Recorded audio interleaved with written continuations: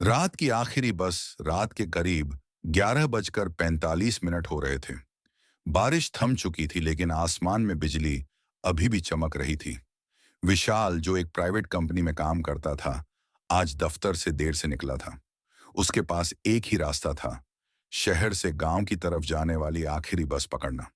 ये बस रात 12 बजे चलती थी और उसका गांव धनौरा तक का रास्ता घने जंगलों से होकर गुजरता था। बस स्टैंड पर अजीब सन्नाटा था। कुछ लोग छाते ओढ़े खड़े थे और कुछ चुपचाप इधर उधर देख रहे थे। तभी एक पुरानी खड़खड़ाती सी बस आई। बस के ऊपर लिखा था, धनौरा रात्रि सेवा। कंडक्टर बोला, जल्दी बैठो भाई, ये आखिरी बस है, इसके बाद कुछ नहीं मिलेगा। बस में सिर्फ 7 यात्री थे। एक बुजुर्ग औरत, एक नवविवाहित जोड़ा, 2 कॉलेज के लड़के, एक नींद में झूमता हुआ आदमी और विशाल। ड्राइवर और कंडक्टर की शक्लें अजीब थीं, जैसे बहुत थके हों या बीमार। बस में बैठते ही एक ठंडी हवा का झोंका आया। खिड़कियां बंद थीं, फिर भी भीतर जैसे कोई साया घुस आया हो। जैसे ही बस जंगल के रास्ते में घुसी, बाहर अंधेरा और घना हो गया। बस के भीतर का माहौल भी भारी हो चला। अचानक लाइटें टिमटिमाने लगीं। विशाल ने खिड़की से बाहर देखा। चारों ओर घना जंगल और कोहरे की चादर।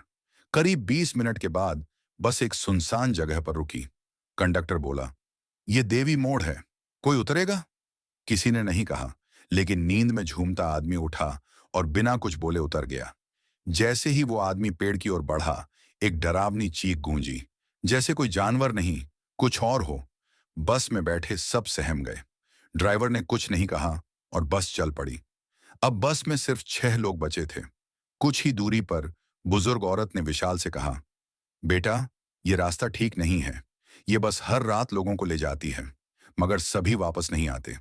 विशाल ने हैरानी से पूछा, क्या मतलब? औरत बोली, ये बस छलावा है, इसकी सवारी मत करना था बेटा, बहुत देर हो चुकी है। तभी उसके चेहरे पर अजीब परिवर्तन हुआ। उसकी आंखें काली हो गईं, होंठ नीले, और वो मुस्कुराने लगी। फिर उसकी आवाज बदल गई, अब तुझे भी जाना होगा। बस की लाइटें बंद हो गईं। एक एक कर सब यात्री गायब होने लगे। नवविवाहित जोड़ा, कॉलेज के लड़के, बस उनकी सीटें खाली रह गईं, जैसे कभी वहां कोई था ही नहीं। अब बस में केवल विशाल बचा था। वह चिल्लाया, कौन हो तुम लोग? मुझे छोड़ दो। ड्राइवर पीछे मुड़ा। उसका चेहरा झुलसा हुआ था, आंखें लाल, और बोला, हम वो हैं जो कभी इस बस में चढ़े थे। अब तुम भी हमारे जैसे बन जाओगे। कंडक्टर ने टिकट बढ़ाया, जिस पर खून से लिखा था, एक बार चढ़े तो वापस नहीं। बस अब एक वीरान घाटी की ओर बढ़ रही थी। बाहर बिजली कड़क रही थी, मगर अंदर घुप अंधेरा। विशाल ने खिड़की से छलांग लगाने की कोशिश की, लेकिन खिड़की अब लोहे की दीवार बन गई थी। छोड़ दो मुझे! विशाल की चीख गूंजती रही। तभी एक ब्रेक लगा। बस रुक गई। दरवाजा खुला। बाहर सिर्फ अंधेरा और गड्ढा था। ड्राइवर बोला, उतरो, तुम्हारा स्टॉप आ गया। विशाल ने देखा, नीचे असंख्य आत्माएं तड़प रही थीं, चीखें, कराहें, सब कुछ। तभी कंडक्टर ने विशाल को धक्का दे दिया। अगले दिन फिर रात के 12 बजे वही बस स्टैंड पर आई। ऊपर लिखा था, धनौरा रात्रि सेवा। बस में एक नया चेहरा कंडक्टर बन चुका था, विशाल। शहर की रोशनियों के नीचे भागती जिंदगी थम सी गई थी। जुलाई की उस रात बारिश घंटों से हो रही थी। सड़कों पर पानी भर चुका था, लेकिन विशाल जैसे लोग, जो रोज की नौकरी और जिम्मेदारियों में उलझे थे, उनके लिए मौसम मायने नहीं रखता। उसकी आंखों में थकान, चेहरे पर बेचैनी, और दिमाग में एक ही सवाल था, अगर बस छूट गई तो घर कैसे पहुंचूंगा? वो नेहरू चौक के बस स्टैंड पर दौड़ते हुए पहुंचा। घड़ी ने स्टैंड पर कोई खास भीड़ नहीं थी। 3 लोग एक बेंच पर बैठे थे। एक औरत एक चाय वाले से कुछ बहस कर रही थी, और तभी एक अजीब सी आवाज के साथ एक पुरानी हरी पीली बस धीरे धीरे अंदर घुसी। बस के ऊपर लिखा था, धनौरा रात्रि सेवा। बस और वो अजीब कंडक्टर, बस इतनी जर्जर हालत में थी कि किसी को यकीन नहीं होता कि ये अभी तक चल रही है। छत से पानी टपक रहा था। खिड़कियों में धुंध जम चुकी थी, और बस के सामने वाले शीशे पर कोई उंगलियों से लिखा गया दिखा, हर सफर आखिरी हो सकता है। ड्राइवर की शक्ल दिख नहीं रही थी, पर कंडक्टर सामने आया। उसका चेहरा लंबा, आंखें गड्ढों जैसी गहरी, आंखों के नीचे काले घेरे, आवाज में अजीब कंपन। धनौरा, रात की आखिरी बस, चढ़ना है तो अभी चढ़ो, वरना पछताना पड़ेगा। विशाल एक पल के लिए रुका। वो शहरी लड़का था, तर्क करता, हर बात को सोचता था, पर वक्त नहीं था। चढ़ गया। बस के अंदर कुल 8 यात्री थे। सीट नंबर 3, एक बुजुर्ग औरत, हाथ में माला, पर चेहरा स्थिर, जैसे सदियों से कुछ सोच रही हो। सीट नंबर 5-6, एक नवविवाहित जोड़ा, शायद हनीमून से लौटे थे, पर दोनों के चेहरे पर भय की हल्की परत थी। सीट नंबर 8-9, दो कॉलेज छात्र आपस में फुसफुसा रहे थे। हंसी के साथ डर भी झलक रहा था। 12 बजे एक अधेड़ उम्र का आदमी जो पूरी तरह नशे में था, और फिर था विशाल, जो सीट नंबर 7 पर बैठा। खिड़की से बाहर घूरता रहा। बाहर की दुनिया बस में छूट गई थी और अंदर कोई नई दुनिया शुरू हो रही थी। बस धीरे धीरे चल पड़ी। जैसे ही बस शहर से बाहर निकली, मोबाइल नेटवर्क चला गया। बस की लाइटें टिमटिमाने लगीं। सीटें खुद ब खुद हिलने लगीं, जैसे कोई पुराना संगीत गा रही हूं। खिड़कियों पर ठंडी धुंध बैठ चुकी थी। तभी बस एक मोड़ पर रुकी। देवी मोड़, कंडक्टर बोला। कोई उतरेगा? नशे में झूमता आदमी उठ खड़ा हुआ। बिना बोले लड़खड़ाता हुआ दरवाजे से नीचे उतर गया। बारिश फिर शुरू हो गई थी। विशाल ने खिड़की से बाहर देखा। वो आदमी पेड़ों की ओर जा रहा था। तभी पेड़ हिलने लगे और एक भयानक चीख गूंजी। बस चुपचाप आगे बढ़ गई। कुछ ही देर बाद बुजुर्ग औरत ने विशाल की ओर देखा। बेटा, नाम क्या है तुम्हारा? विशाल, उसने जवाब दिया। कहाँ जा रहे हो? धनौरा। माँ की तबीयत ठीक नहीं। अचानक फोन आया। औरत गहराई से उसे देखने लगी, फिर बोली, ये रास्ता ठीक नहीं है। ये बस ये बस सबको मंजिल नहीं पहुंचाती। विशाल चौंका। क्या मतलब? ये बस एक छलावा है। एक बार इसमें बैठ गए तो। उसने आगे कुछ नहीं कहा। आगे बढ़ते हुए बस की रफ्तार अजीब हो गई थी। कभी इतनी तेज कि बाहर के पेड़ धुंध बन जाते, तो कभी इतनी धीमी कि लगता बस रुक चुकी है। तभी उस नवविवाहित जोड़े की महिला ने कहा, आपने सुना? कोई बच्चा रो रहा है। बस में कोई बच्चा नहीं था। आवाजें तेज होती गईं, पीछे से, जैसे किसी ने जोर से बस की दीवार पीटी हो। कंडक्टर धीरे धीरे मुस्कुराया, एक क्रूर मुस्कान जो इंसान की नहीं लगती थी। खामोशी से गायब होती जिंदगी एक और झटका लगा, और जब सब संभले, सीट नंबर 8-9 खाली थी।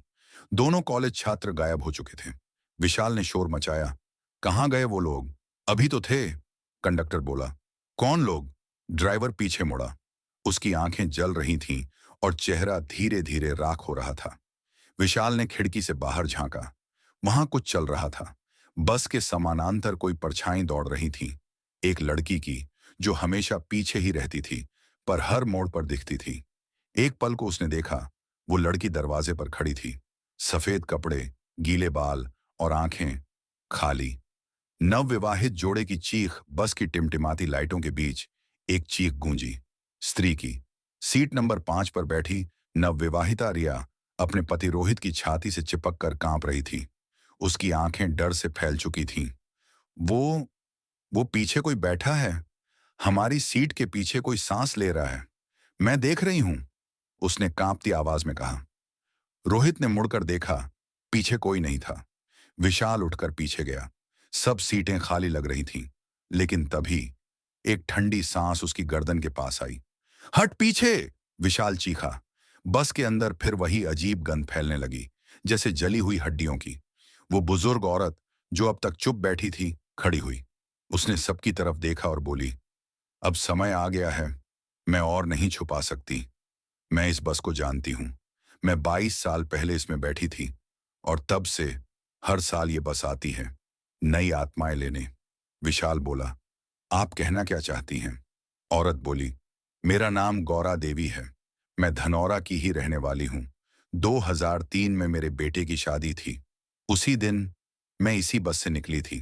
रास्ते में बस रुकी देवी मोड़ पर, और फिर बस में जो हुआ, सब गायब हो गए। बस में बची, वो भी अधूरी। क्या मतलब अधूरी? रिया ने डरते हुए पूछा। गौरा देवी ने अपनी कलाई दिखाई, जहां नसों के निशान थे। मैं मर चुकी हूं, मगर पूरी नहीं। मैं इसी बस की सवारी हूं। हर बार, हर साल जब ये बस चलती है। बस अब जंगल के बीच से एक ढलान की ओर बढ़ रही थी। नीचे घाटी दिख रही थी, काली कोहरे से ढकी, और उसमें कोई बत्तियां नहीं थीं। बस एक पतली सी सड़क और दोनों ओर गहरी खाई। ड्राइवर ने धीरे से रेडियो चालू किया। आवाज टूटी फूटी आई। तभी सामने अचानक एक औरत खड़ी थी, सफेद साड़ी में। उसके बाल जमीन तक झूलते थे और चेहरे पर कोई आंखें नहीं थीं, बस खाली गड्ढे।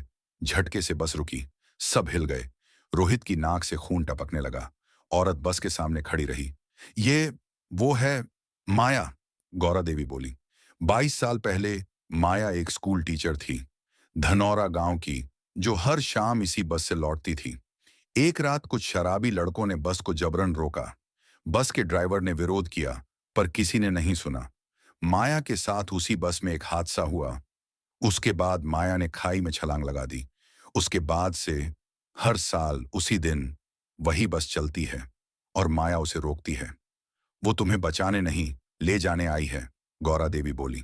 अचानक रोहित की सीट खाली थी। रिया रो रही थी, चिल्ला रही थी। वो यहां था, वो अभी था। रोहित! बस के बाहर देखा गया। कोहरे में उसकी परछाई खड़ी थी, फिर गायब। रिया दरवाजे की ओर दौड़ी। विशाल ने रोकने की कोशिश की। रिया ने छलांग लगा दी। नीचे कोई चीख नहीं आई। अब बस में सिर्फ 4 लोग बचे थे, विशाल, गौरा देवी और ड्राइवर कंडक्टर, जिनकी असलियत अब भी रहस्य थी। कंडक्टर ने बस का गेट बंद किया और बोला, अब अगला मोड़ देवी मोड़, वहीं सब खत्म होता है। घाटी के मोड़ पर, जहां बस हर साल एक हादसे में गिरती है, वहीं देवी का एक पुराना मंदिर था। गौरा देवी ने बताया, जब माया की आत्मा यहां से गुजरती है, वो 1-2 यात्रियों को बचा सकती है। अगर तुम देवी से माफी मांगो, अगर तुम्हारा कर्म भारी ना हो। विशाल झट से खड़ा हुआ।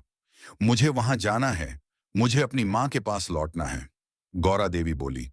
तो बस रुकने से पहले उतरना होगा, वरना कभी नहीं। बस रुकती है आखिरी बार। देवी मोड़ आया। बाहर बिजली कड़क रही थी। कोहरा इतना घना कि कुछ नहीं दिखता था। कंडक्टर ने कहा, तुमने बहुत देर कर दी। ड्राइवर ने ब्रेक लगाया, पर कुछ हुआ नहीं। बस की ब्रेक फेल हो चुकी थी।